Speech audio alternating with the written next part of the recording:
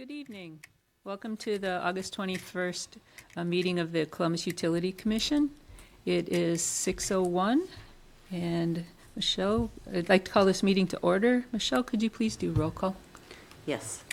Finkler? Here. Curtis? Here. Hammer? Here. Andler? Here. Tome, Rule, and Sanderson are absent. Thank you. This meeting has been appropriately noticed.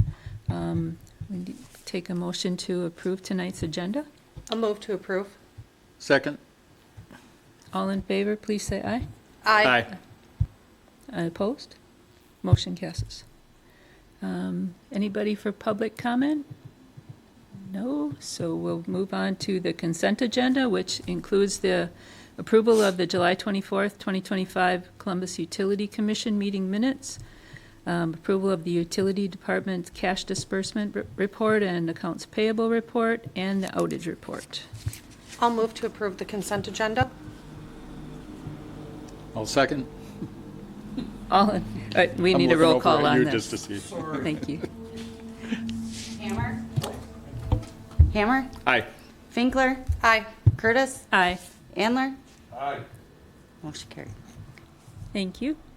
And moving on to new business for tonight is to consider and provide direction related to the biosolids handling project at the wastewater treatment plant. And we have Mr. Dave Arnott here from Rupert Milky.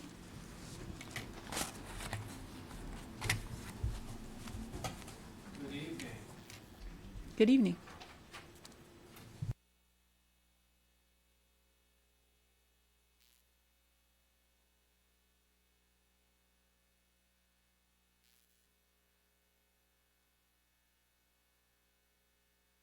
There we go. Hold that one. Okay.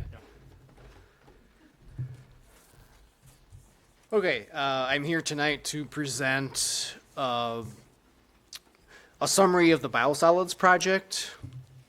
And we've had some twists and turns in this project.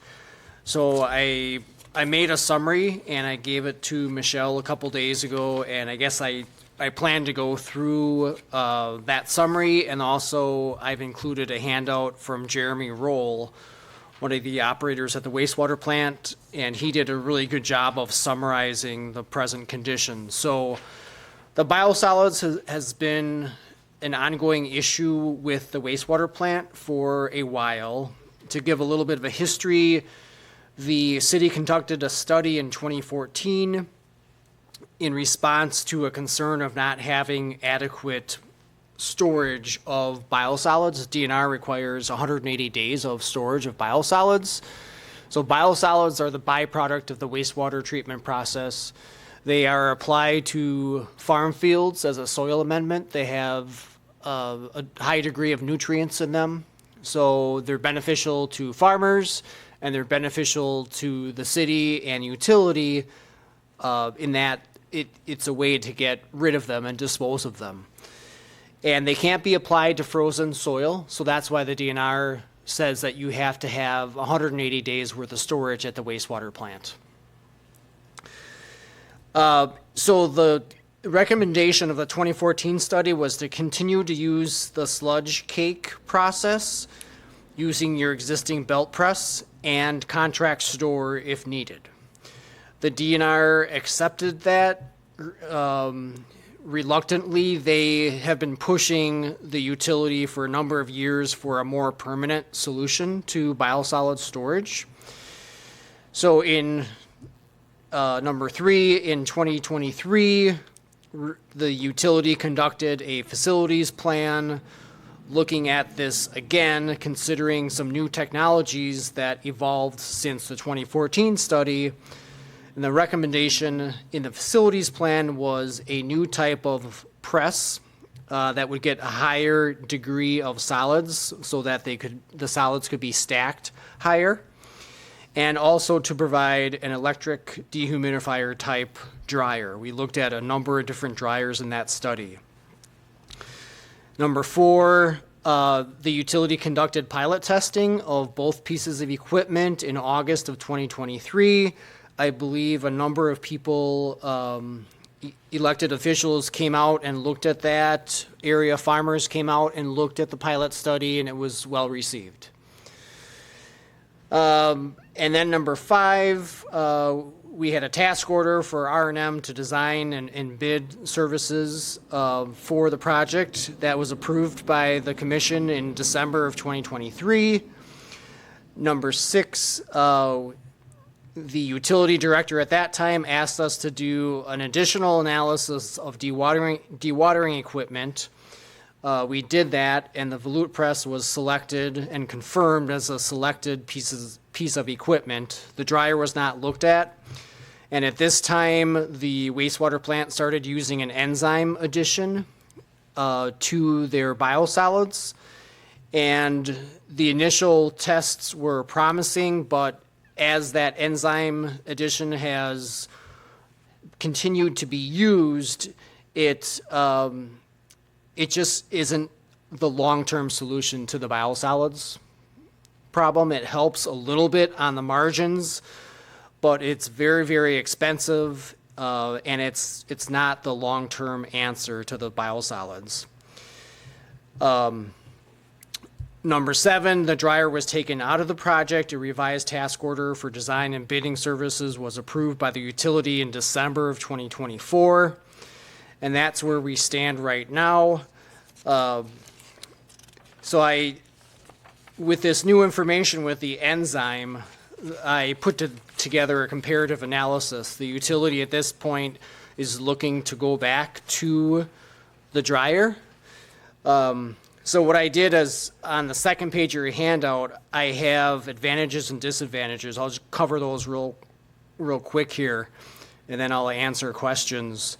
So the current approach is, and what's currently in the task order for design, is to replace the belt press with the volute press to get 18 to 20% solids to be able to stack the cake product higher.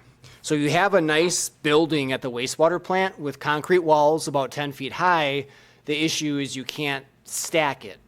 If we can stack it a little bit higher, then we'll meet the 180 days of storage. We were also going to provide better building ventilation.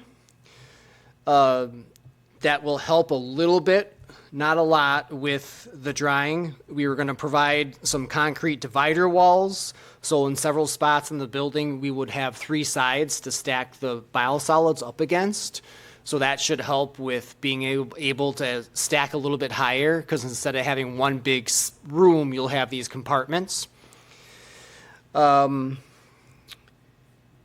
then we were going to include an alternate for a floor drainage system. That, in our design, that again is going to help a little bit. It's not going to be a game changer, but it will help on the margins. So the advantages of this approach is it's the lowest cost design.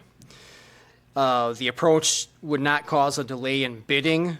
The project would still bid in December of this year, and with construction in the spring of 2026. We would do the project with this original approach, so a dryer could be added in the future. We think with this, we can stack the biosolids at least 6 inches higher, and that will increase the storage from 800 cubic yards to 900 cubic yards. I kind of skipped over that. Your present generation in 2024 was 816 cubic yards every 6 months. Your storage volume is 800 cubic yards every 6 months, and that's stacking at 4 feet high, and that's with a lot of work from the operators working that material in the building and stacking and restacking and doing a lot of work with a loader.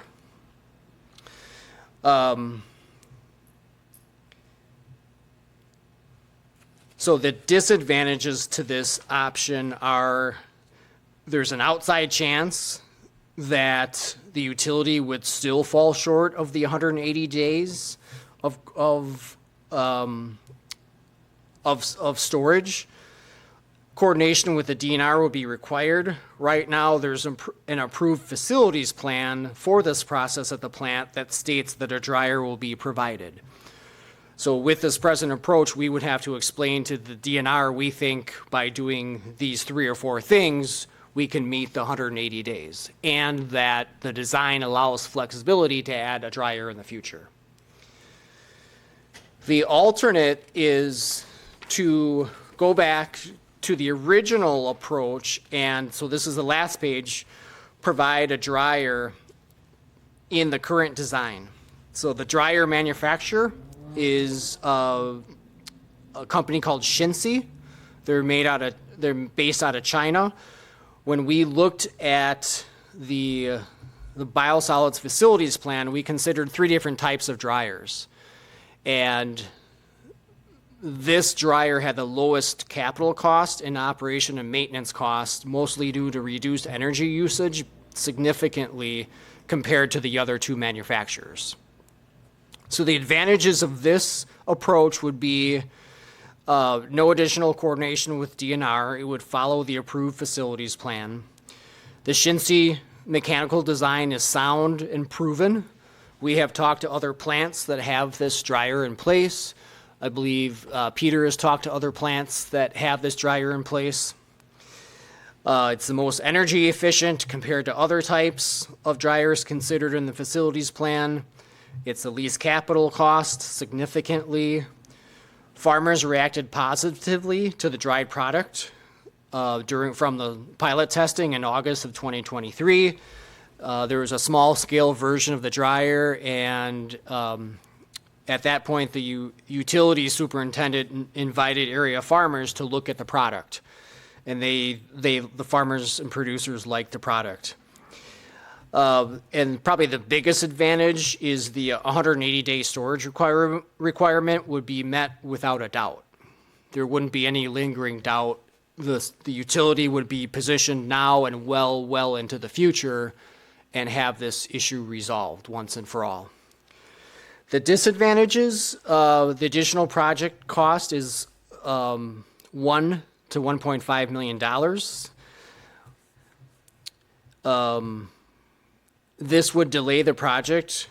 We would have to do public bidding in December 2026. Construction would follow in 2027 for the project. That's just because it takes a lot more engineering. The manufacturer is based in China.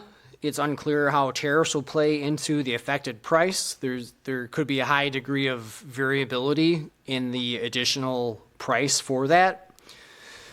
The manufacturer has a track record of poor communication and poor response time to the general contractors. They don't really have the support staff in place to respond to engineering requests and interest from municipalities, or to provide timely information needed in the design process and the construction process. And that's really the biggest reason why I'm saying we would probably need realistically another year to go through the design with this dryer. The dryer manufacturer has not taken the necessary steps to achieve Class A biosolids. This project is really not about Class A. So Class A biosolids are a higher quality biosolids. They can be marketed to the general public. So presently it's a Class B dryer. The product that you apply to farm fields now is a Class B. They've been working with the DNR on this process. They know exactly what they have to do. They have to add a couple accessories and instrumentation to their dryer to be able to achieve the Class A. They've been working for about 20 months with the DNR and dragging their feet a little bit in that regard. Again, this project is not about getting to Class A biosolids. It's really about storage. Plastics and biosolids could be detrimental to farmer acceptance.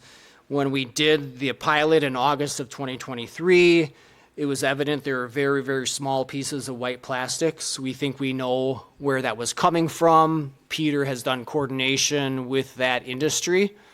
It's just something we really, really have to monitor with that industry upstream of the plant, that they can't discharge so small pieces of plastics anymore. And then lastly, there's an increase in operation and maintenance costs of approximately $33,000 a year associated with the dryer, mostly due to energy and parts. So those are the two sides of the two approaches, the advantages and disadvantages. And I'd be happy to answer any questions. I don't know if Peter or Michelle, if you wanted to offer any comments too. I guess my question would be, right offhand, would the plastics have been an issue with what we were doing now? With the enzyme or whatever? They are. They're just not as visible. When you have a really dried product, it's more visible. Okay. And then, right now we have, you said we had 10-foot walls, Correct. and we're only stacking at 4 feet tall, and we're just trying to get 6 inches? Well, 6 inches will get us from storage of 800 cubic yards to Right. 900. Ideally, we'd like to get a couple feet more Right. and not be so close to the threshold. Because that takes a lot of extra work from the operators on timing, with hauling out, filling up. I mean, that 800 cubic yards, I think, Peter, that sludge building was 100% full, correct? Yes, it was full. I guess typically, you'd like to see some type of cushion, like 20 or 30%, that you could have for instances like if you can't get on the field, if it's you get a rainy stretch of 2 or 3 weeks, and you or even a month or whatever, you need to get out on the field. I mean, we're basically hauling in the spring and in the fall, so. Would it be something that a person, or if we could get some kind of like a overhead conveyor that would drop it down, that instead of just trying to do it with a loader? We thought about that and we considered that. The distance from where the press is now to where the building is about 250 feet. So it's not feasible for an overhead conveyor. Okay. With adding those compartmental walls in between, is our loader still going to fit in there for moving things around? Yeah, we've done some coordination with the operators and they've done some testing. In fact, we actually had to, at first we were going to have a certain number of walls and we had to subtract one wall because it was just too tight for the turning movements for the loader. So we're confident with the way we have it now, it would be okay. Okay. And with the, with the design in option one, with the potential for adding a dryer, we have the space all planned out for that if that comes to be? That's correct. Okay, all right. What's the recommendation and why? From me or from? All three of you. Okay. I would recommend to go back to the original design and have the dryer and not have to deal with maybes. Like, there might be a 10 to 20% chance that this is still an issue a few years from now. I would recommend that we take the extra year, do the design, and put this issue to rest once and for all, and not have to be second guessing ourselves.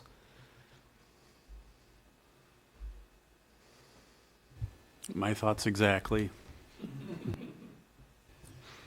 I guess the only question I have is, the product from China with the unknowns, is it worth looking into? I understand that there's a place up in Minnesota that makes a dryer exactly like what we're looking for. Yeah, it's those other two dryers that we looked at, those are significantly more expensive.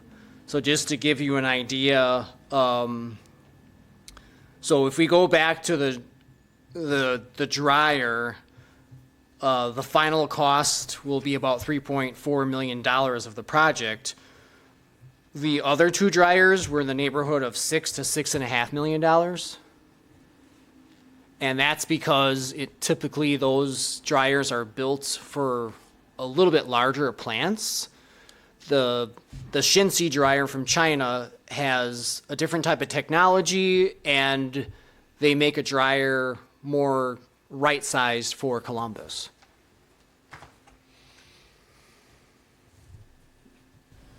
And do we have a ballpark idea of what the tariff addition is going to be? I do not. So when I said the additional cost of $1 to $1.5 million, based on pricing we had from 2 years ago, it's closer, it's around that $1 million mark. So that 1.5 is kind of the safety factor that I'm using to account for an extra 10, 20%.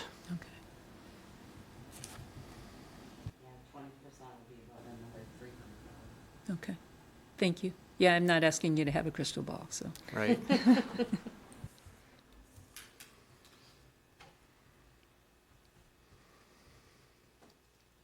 So on the item here, it says you're looking for direction.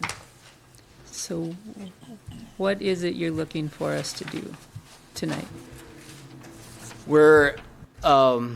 We are looking for a decision from the commission. Right now, we're at a point where if we're going to keep the original project approach, we need to keep going. But if we're going to include the dryer as one big project right away, we need to incorporate that now. So we're at the point where we do DNR submittal September 30th. So that we're asking for a decision from the commission on which way to go so we can continue our engineering.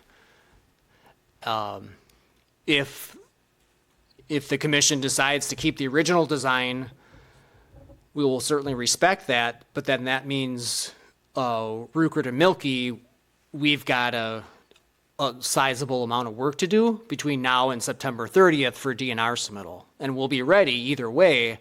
We're kind of at a fork in the road. With the proposed changes, will we continue to do the enzyme addition? I'll let Peter speak to that. Yeah, we are not going to be doing the enzyme addition anymore because the cost of the enzymes compared to the cost of hauling the biosolids to the field, it's not cost effective at all. Okay, thank you. I had been down in August to see the project and to see what the final, product was. It was amazing. I mean, that, to me, made total sense to go with that. And after seeing how, with the current, that we're not gaining any headway, it doesn't make sense to try to continue on with this when we know that there's a viable option that's out there that is proven to work. So. Yeah, I do feel like the utility has really vetted both pieces of equipment, especially by going through the pilot process for both the new press and the dryer. And I think that was about a week and a half, 2 weeks we had that going.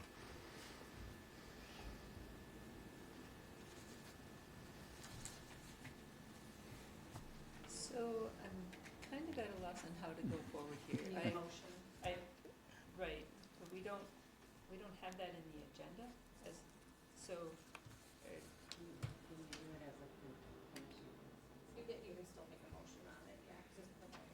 It's providing direction, yeah. I guess my question is, or another question would be, in the original plan, there was, the dryer could be added. I guess, other than the purchase of the dryer, what are we missing, I guess. Yeah, there are additional conveyors that are required, accessories that we would include all together as one project now that we wouldn't have if you didn't go with the dryer. There's additional electronic and communication alarm factors that we have to take into account in the design. So it's not as easy as having a dryer come on a truck and, Plug hauling. and play. Yeah. There is a knockout wall in that upper room of the building, and it would be nice. That knockout wall is meant to be easily removed to install and remove large equipment like this. So it would be nice to do it all as one project and not take the wall out and then 3 years later take the wall out again, and it's a masonry wall. So that's another factor too. That was my only other thought process when you said that earlier. That was still a viable option for future, so I guess, thank you for clarifying. Sorry. Oh, I was just waiting to see if anybody had anything else, otherwise I was gonna make a motion. We good? All right, I'll move to approve, option number 2, which is provide a Shinse dryer in addition to current design and approach. I will second. And do we need a roll call on this? Please. Better safe than sorry. Handler, Aye. Hammer, Aye. Curtis, Aye. Finkler. Aye. Do you have what you need, Dave? Yes, thank you. Thank you. And that is the last item of new business on the agenda. The packets tonight also included the utility department reports for the electric, the water, and the wastewater departments, the August live lines. Is there anything else anyone like to add before we wrap this up? Just to note again, September 23rd is the MUW district dinner being held in Hartford at Casa Tequila. It's a good opportunity for anybody that can make it to meet with MUW staff and for your counterparts in other communities. So I plan on going, so you just need to let Michelle know so she can, Thank you. for the dinner. Would you like me to? That's what I thought you were. Yes, please. The only other thing I would note is that the drone studies for the electric utility have begun, and so folks may be seeing that team working in the community. We just ask that you give them their space to do their work. And with that, I will take a motion to adjourn. I'll move to adjourn. Second. All in favor, please say aye. Aye. All opposed? 6:30, we are adjourned.